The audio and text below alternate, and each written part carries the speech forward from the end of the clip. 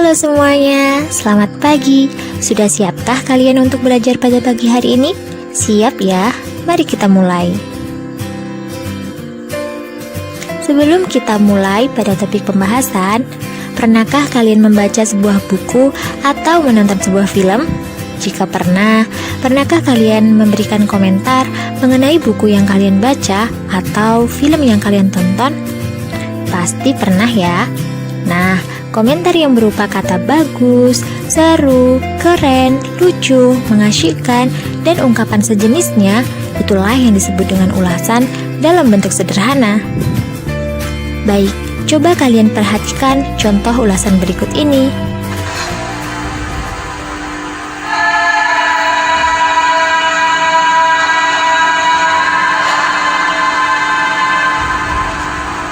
Kalian sekarang sudah lengkap semua ya?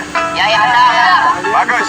Sudah lengkap semua ya. Jadi kalian akan menentukan sendiri kemana nanti jalan-jalan kalian ya? Ya, ada. Bapak memang memberikan kepercayaan besar kepada kalian untuk mengambil keputusan sendiri. Kepercayaan besar kepada Jangan takut. kalian untuk mengambil Kalian keputusan takut? sendiri. Tidak. Bagus. Kalian takut?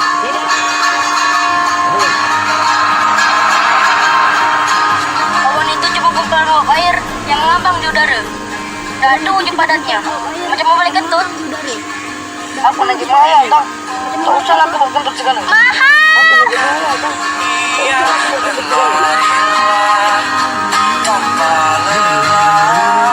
Sampai engkau meraihnya.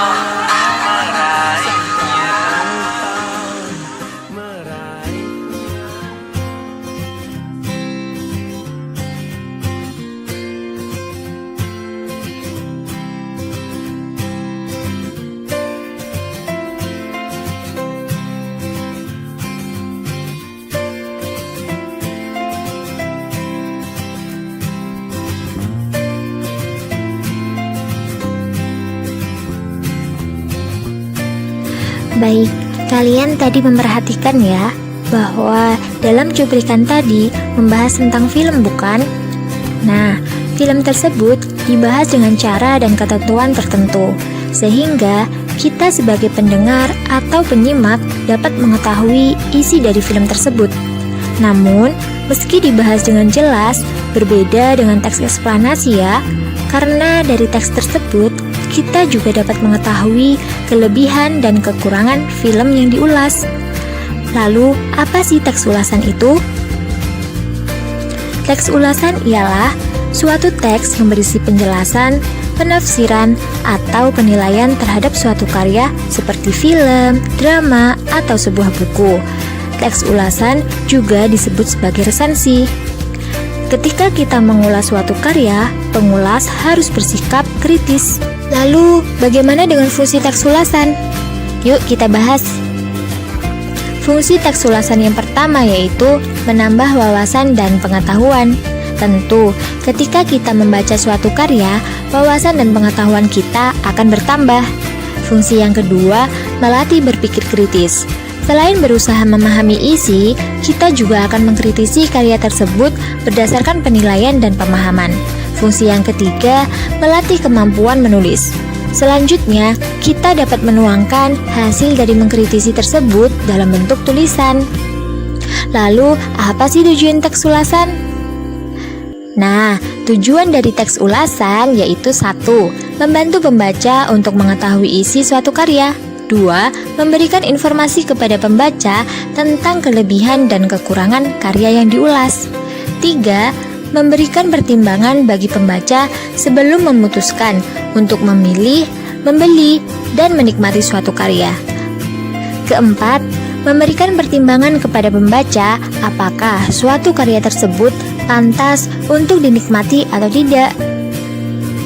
Lantas, bagaimana ciri-ciri teks ulasan?